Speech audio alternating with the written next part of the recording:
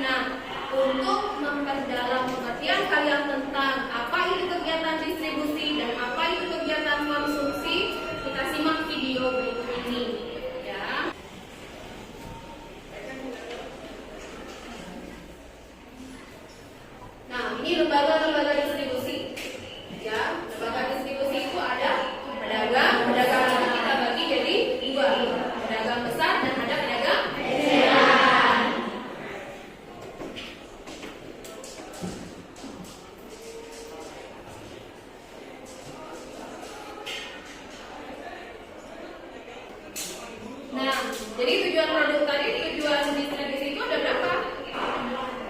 Ada 4 ya. Nah, tujuan distribusi itu ada 4. Salah satunya adalah untuk memenuhi kebutuhan manusia. Ya, dan untuk juga sebagai kontinuitas atau sebagai keberlanjutan ya dari kegiatan produksi. Nah, jadi apa namanya? Saluran-saluran distribusi itu ada 3. Yang pertama tadi adalah distribusi langsung. Jadi itu kalau langsung berarti dari produsen ke konsumen. Sekarang kita lihat saluran distribusi yang kedua.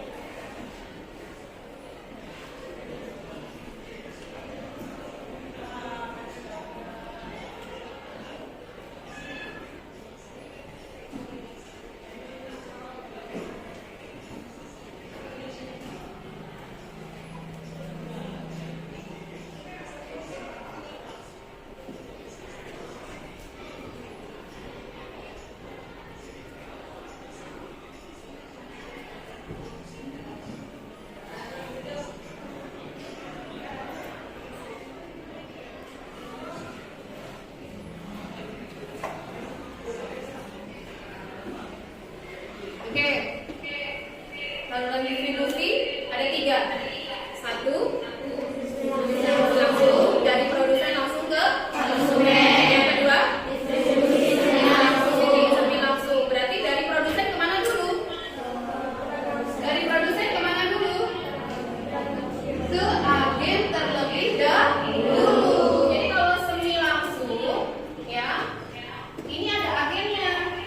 Jadi dari produsen ini ke agen, baru ke konsumen. Ya. Lalu apa bedanya dengan distribusi tidak langsung? Kalau distribusi tidak langsung tadi apa? Distribusi dilakukan melalui beberapa perantara. Jadi dari produsen itu ya ke pedagang besar, ya, kemudian ke pedagang kecil, baru sampai ke konsumen. Jadi beberapa tahap. Nah, itu distribusi. Paham tentang distribusi? Baik, kita lanjut berikutnya tentang kegiatan konsumsi. Lihat dulu.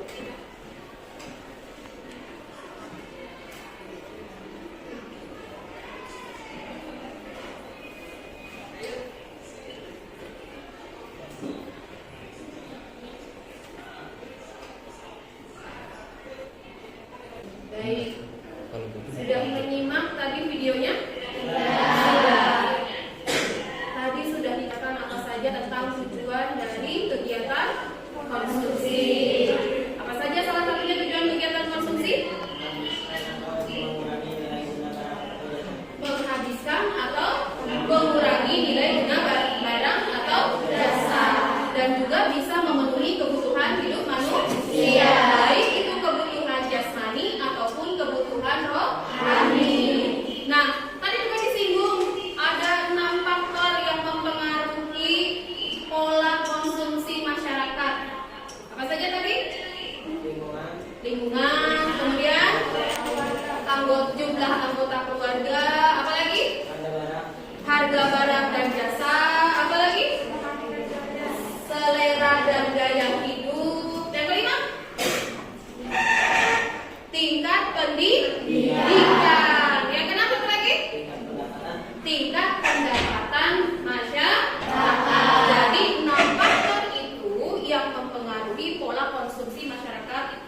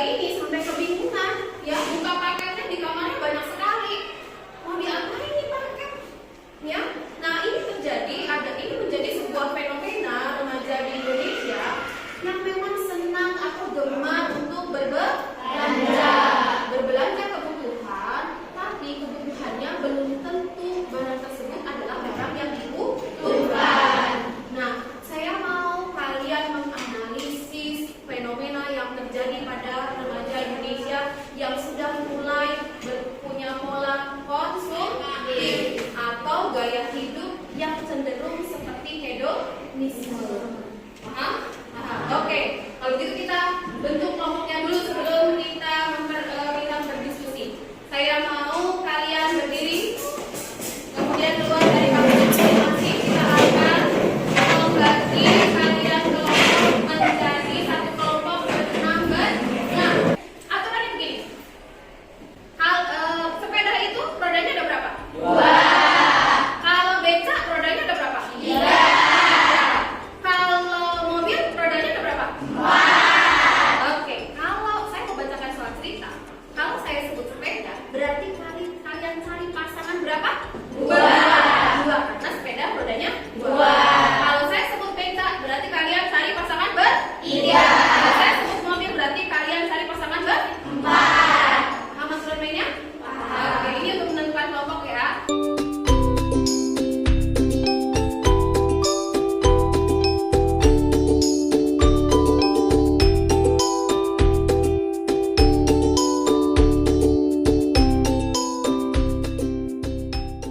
Tenang sudah? Sudah lihat temanmu? Sudah hafal dengan temanmu? Sudah. Baik, sekarang silakan duduk sesuai dengan kelompok kalian. Ayo. Kelompok satu mana? Kelompok satu itu ya? Ya. Ini dari feedback. Ini kelompok satu. Ini kelompok 2. Ini kelompok 3. Yang tadi kita bicarakan tentang fenomena pola perilaku konsumtif remaja Indonesia. Ya, pertanyaannya ada 4. 1, faktor apa sajakah yang mempengaruhi gaya hidup konsumtif remaja saat ini? Yang kedua, apa kira-kira dampak negatif dari perilaku konsumtif remaja saat ini? Yang ketiga, adakah dampak positifnya dari perilaku konsumtif? Nah, itu pertanyaan buat kalian. Adakah dampak positifnya? Yang keempat, apa yang harus dilakukan agar kita tidak terjerumus dalam perilaku konsumtif?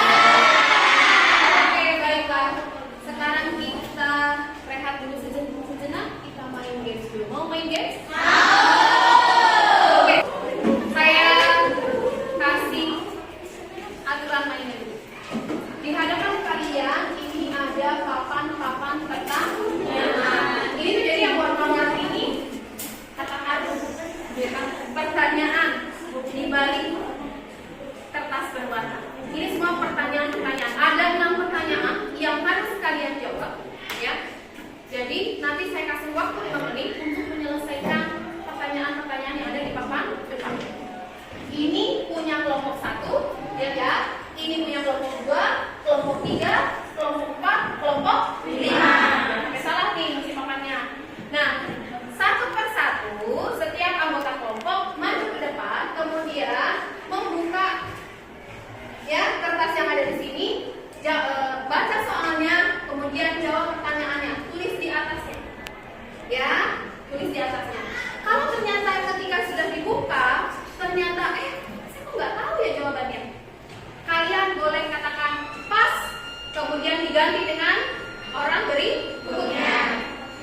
Siapa satu pertanyaan betul, saya kasih skor 100.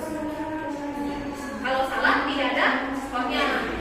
Kalau untuk kelompok yang paling cepat menyelesaikan 6 pertanyaan dikasih bonus 50. Paham? Oke, siap dengan alat tulisnya? Siap. Oke, siap-siap ya. Waktu dimulai dari sekarang. Ayo, mulai.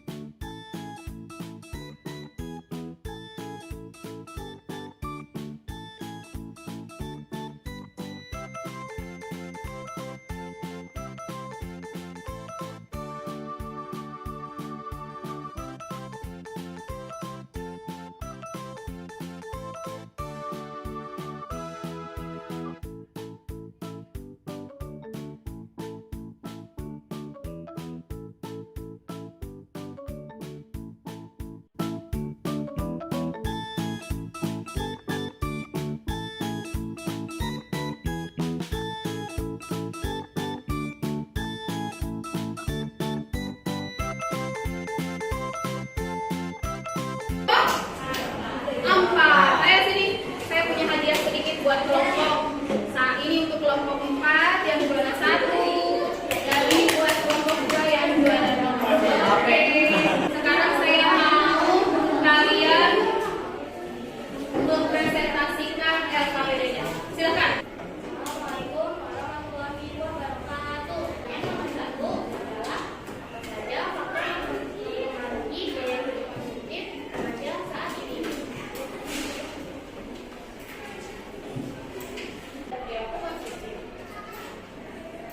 Yaitu penganggaran dan merencanakan pengeluaran. Lalu ada kenali ada suku budaya. Budaya itu kebudayaan bangsa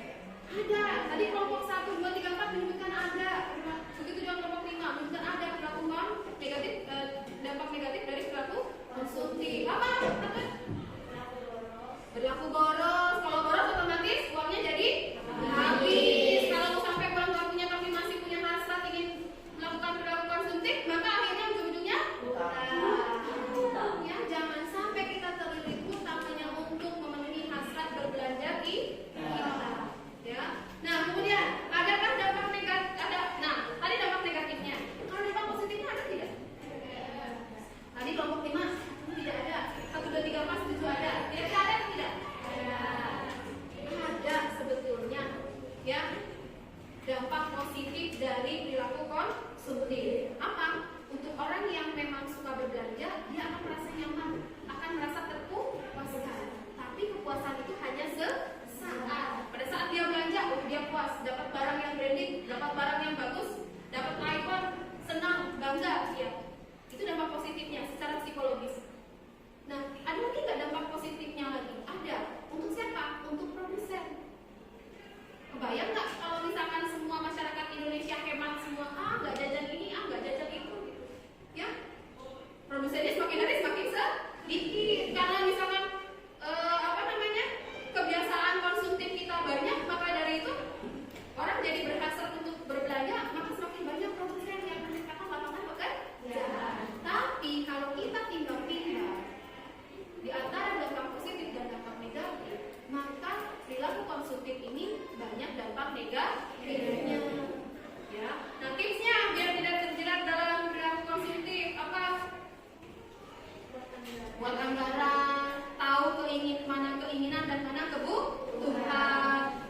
Coba ngerem yang tidak lagi untuk berbelanja yang barang-barang yang tidak bermanfaat. Oke, itulah kesimpulan untuk diskusi kita hari ini. Nah, baik, kita tutup sesi diskusi. Ya, kita sudah ada di penghujung pembelajaran saya tentang kegiatan distribusi dan kegiatan konsumsi. Mari kita ambil kesimpulan. Untuk pembelajaran hari ini apa yang bisa kita ambil? Kesimpulannya apa? Bahwa kegiatan ekonomi itu terdiri dari berapa tahap? 3, yaitu produksi, distribusi, konsumsi. Pasti kegiatan distribusi itu menyalurkan barang atau jasa dari produsen ke konsumen. Setelah melalui tahap distribusi, maka kita lanjut ke tahap berikutnya, yaitu tahap konsumsi, yaitu menghabiskan nilai guna barang atau jasa. Nah, dalam kegiatan konsumsi ini ternyata ada sebuah perilaku yang disebut dengan perilaku konsumtif, yaitu perilaku yang melakukan banyak kegiatan konsumsi secara berlebihan, yang cenderung ikut dalam gaya hidup hedonisme. Ya, jadi gaya hidup berpoya-poya atau bermewah-mewah. Baik, sampai di situ pembelajaran kita. Adakah pertanyaan? Yakin? Sudah paham? Apakah kalian senang dengan pembelajaran hari ini? Senang. Baik, untuk mengevaluasi apakah tadi kalian sudah paham katanya pembelajaran tentang distribusi dan konsumsi.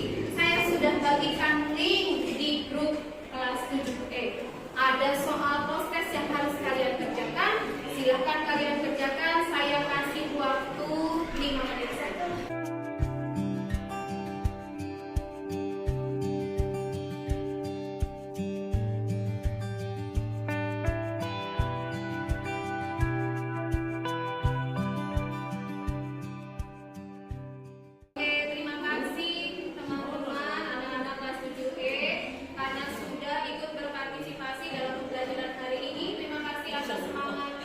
Semangatnya luar biasa, mudah-mudahan semangat ini akan terus terbawa setiap harinya sampai kalian meraih cita-cita dan impian kalian. Ya, mudah-mudahan ilmu yang kita dapatkan hari ini mendapatkan keberkahan dan bermanfaat